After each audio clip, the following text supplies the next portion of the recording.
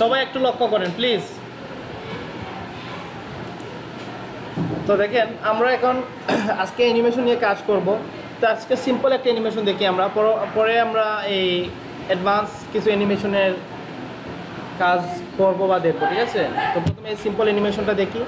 আসলে অ্যানিমেশন কীভাবে কাজ করে সেটা অলরেডি আমরা জানি, এবং এটার এক্সটেনশন হচ্ছে জিফ, GIF এক্সটেনশন। যেমন আমাদের জেপিজি ফর্ম্যাট যেটা ফিক্সড ইমেজ যেটা, সেটা হচ্ছে কি JPEG বা PNG বা এই কি আর ফর্ম্যাট আছে না, এই PSD সামথিং, এগুলো হচ্ছে কি ধরনের ফিক্সড ইমেজ।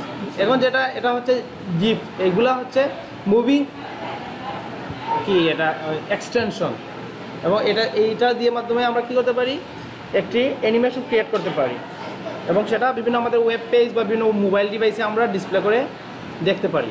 তো দেখেন আমরা কীভাবে এই ফটোশপের মাধ্যমে অ্যানিমেশনগুলো ক্রিয়েট করতে হয়। প্রথমে আমরা একটি ফিক্সড ইমেজ ডিজাইন করব, সেটা PSD file layer by layer থাকতে হবে।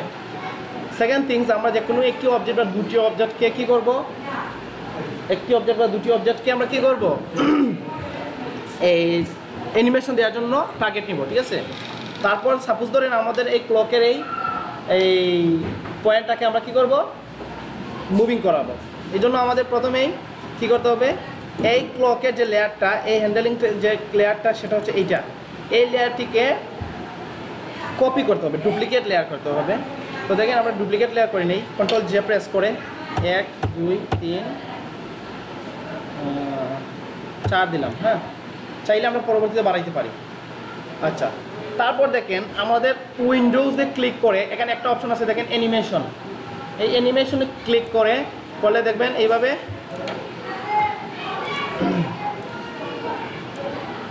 দেখেন এরকম ফ্রেম চলে আসবে। অর্থাৎ প্রথম আমাদের যে ফ্রেম আছে সেটা চলে আসবে। তো এই ফ্রেম আসার পর এখানে একাধিক ফ্রেমের মাধ্যমে সমন্বয়ে আমরা কি করতে পারি, অ্যানিমেশন ক্রিয়েট করতে পারি। তো এই ফ্রেমগুলোকে মানে ইনক্রিজ করতে হলে বা বাড়াইতে হইলে, তো আমরা লেয়ার যেভাবে বাড়াই, এইভাবে এখানের মধ্যে দেখেন একটা অপশন আছে, এটাতে ক্লিক করলে দেখেন সেম আরেকটা লেয়ার, এভাবে একটা করে ক্লিক করলে দেখেন ফ্রেমগুলো ইনক্রিজ হয়। আমরা যদি চাই যে না ফ্রেমগুলোকে ডিলেট দিয়ে দিব, মানে ডান দিকে দেখেন একটা ডিলেট অপশন এখন অ্যাক্টিভ হয়েছে, ওইটাতে ক্লিক করেন দেখবেন ডিলেট হয়ে যাবে। আপনি চাচ্ছেন একসাথে ডিলেট করার জন্য, তো আপনি এক পাশে একটাতে ক্লিক করে শিফটে ধরে লেয়ার যেভাবে আমরা ডিলেট করি সিলেক্ট করি, এইভাবে শিফটে ধরে এইটাতে একসাথে ক্লিক করার পর যদি এইভাবে ডিলেটে ক্লিক করেন, সবগুলো ফ্রেম কী হয়ে যাবে, ডিলেট হয়ে যাবে।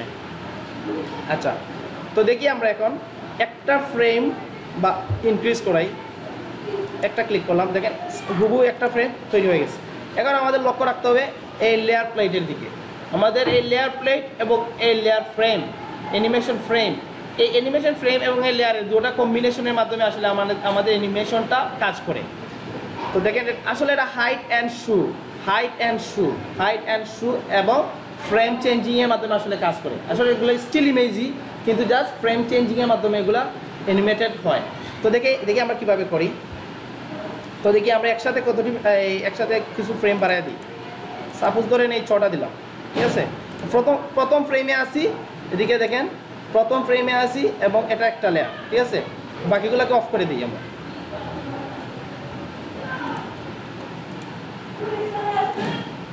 তো দেখেন এই ফ্রেমে থাকা অবস্থায় দেখেন প্রত্যেকটা ফ্রেমে এখন একটাই, কারণ আমাদের এখানে একটাই ডিসপ্লে আছে, শু আছে, রাইট? দেখেন একটা যদি সরাই দিই তাহলে সবগুলা কি হয়ে যায়, চলে যায়।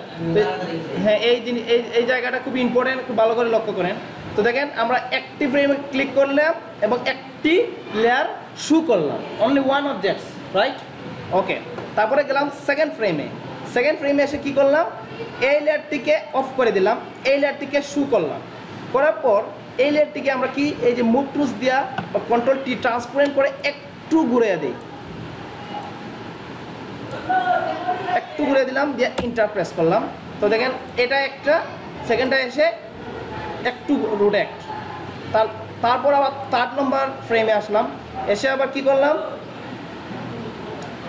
3 নম্বর এই যে লেয়ার আছে এইটা, হ্যাঁ এইটাতে ক্লিক করলাম, ক্লিক করে আবার কি করলাম, Ctrl T ট্রান্সপারেন্ট করলাম, করে আরেকটু বেশি করে মুভ করে দিলাম।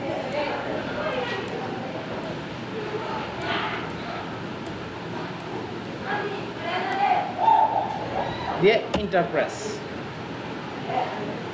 আচ্ছা, কাজ শেষ। এখন আমরা কি করি, আবার প্রথম প্লেটে চলে আসি, আবার এই জায়গায় এসে আবার এটা স্ট্রেইট, তারপর এই লেয়ারে 5 নাম্বার লেয়ারে এসে আবার এটাকে অন্যদিকে একটু মুভ করে দিই, সেটা এই লেয়ারে এসে, ঠিক আছে, কন্ট্রোল টি ট্রান্সপারেন্ট করলাম, এই দিকে সেটা উল্টো দিকে মুভ করাইলাম, ইন্টার প্রেস। তারপর আবার এই ফ্রেমে আসলাম, এটাকে অফ করলাম, তারপর এইটাতে আবার অন করলাম লাস্টেরটা, ঠিক আছে। এটাতে এনে আবার কি করলাম, কন্ট্রোল টি ট্রান্সপারেন্ট করলাম, করে জাস্ট সিম্পলি এটাকে একটু ভালো করে রোটেট করে দিলাম। তো দেখেন আমাদের কাজ শেষ। এখন দেখেন আমরা যদি প্লে দেই, দেখছেন এখন দেখেন নিচের দিক দিয়ে দেখেন সেকেন্ড দেওয়া আছে 0 সেকেন্ড। দেখেন এই তীর চিহ্নতে ক্লিক করলে দেখেন এখানে বিভিন্ন নো ডিলে 0.1 সেকেন্ড, 2, 3, 5 বা আদার্স আরও বাড়াইতে পারেন, ঠিক আছে। তো এখানে আসলে স্ট্যান্ডার্ড হচ্ছে 0.2 ম্যাক্সিমাম অ্যানিমেশনে 0.2 ইউজ করে, ঠিক আছে। তো আপনারা আপনাদের চাহিদা অনুসারে 0.5 দিলে স্লো হয়ে যাবে, 1 সেকেন্ড দিলে টু মাচ স্লো হয়ে যাবে, ঠিক আছে। তো দেখেন আমরা ইন্ডিভিজুয়ালি আলাদা আলাদাভাবে সেকেন্ড কমাইতে পারি। দেখেন একটাতে 5 দিলাম, একটাতে 1 সেকেন্ড দিলাম, একটাতে 0.2 সেকেন্ড দিলাম। আমরা যদি চাই না সবকটি ফ্রেমের মধ্যে একই সাইজ বা একই ধরনের টাইম ডিউরেশন থাকবে, তো ওই জায়গায় আপনার প্রথমে কী করতে হবে, প্রত্যেকটা লেয়ারকে প্রথমে সিলেক্ট করতে হবে। সিলেক্ট করার পর যে কোনো একটার টাইম শিডিউলে ক্লিক করবেন, একটা টাইম সেট করে দিলে যেমন 0.2, দেখেন প্রত্যেকটা একই টাইম হয়ে গেছে না। তারপর এই জায়গায় দেখেন আরেকটি অপশন আছে, দেখেন এখানে লেখা আছে ফরএভার, মানে সব সময়। এই জায়গায় ক্লিক করলেন, দেন ওয়ান্স, আপনি যদি চান যে না এটা একবার গিয়ে লাস্টের ফ্রেমে গিয়ে থেমে যাবে, আবার ক্লিক করলে আবার আসবে। তো এটা তো অ্যানিমেশন হইলো না, এটা কি অ্যানিমেশন হইলো, এক জায়গায় গিয়ে থেমে যাবে, আবার ক্লিক করলে আবার অন হবে। তো এইভাবে না করে আপনার সবসময় এটা লুপ আকারে পালিয়ে দিবেন, মানে চলতেই থাকবে, ঠিক আছে। তো এখানে ফরএভার দিয়া টিক চিহ্নতে দিলাম, তারপর ওকে। তো দেখেন আমাদের কি হয়ে গেছে, ক্লকটা মুভিং হয়ে গেছে। তারপর এখন সাপোজ করেন আমাদের কাজ শেষ, এখন এটাকে আমরা কি করব, এই আউটপুট আকারে সেটাকে আমরা সেভ করব আমাদের মোবাইলে ইউজ করার জন্য বা ওয়েবসাইটে ইউজ করার জন্য। এটাকে কী করবো আমরা, এটা তো যেহেতু পিএসডি ফাইল হয়ে গেছে, এটাকে মোবাইলে ইউজ করা যাবে না। তো এই জন্য আমাদের ফাইল ক্লিক, তারপরে save for web and device click, তারপরে এখানে দেখেন এক্সটেনশন দেওয়া আছে, দেখেন জিফ, দেখছেন এই GIF এক্সটেনশনে রাখবেন, রেখে জাস্ট সিম্পলি সেভ ক্লিক করবেন। তারপর কোন জায়গায় সেভ করবেন, সাপোজ ডেস্কটপে, হ্যাঁ, তারপরে ওকে সেভ ক্লিক, কাজ শেষ। তো দেখেন আমাদের এই ক্লকটা চলে আসছে না। এখন এটাকে ব্রাউজারে ওপেন করেন,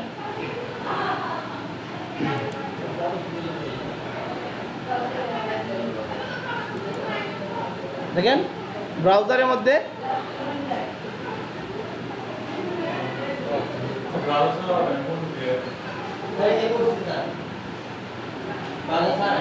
হ্যাঁ ফটো ভিউয়ারে হয় না, 7-এ ফটো ভিউয়ারে হয় না সম্ভবত, না 7-এ হয়, এটা 10-এ ফটো ভিউয়ারে হয়, উইন্ডোজ 7-এ ফটো ভিউয়ারে আবার এটা আসে না, ঠিক আছে। তো 10-এর আপডেট ভার্সন সম্ভবত এই জন্য কাজ করতেছে। তো দেখেন এইটা আপনাদের মোবাইলে নিয়েও কাজ করতে হবে। এটা যদি মোবাইলে নেন, মোবাইলে দেবেন অ্যানিমেশন করতে, হ্যাঁ করতে থাকবে, কারণ এটা এক্সটেনশন হচ্ছে এটাই।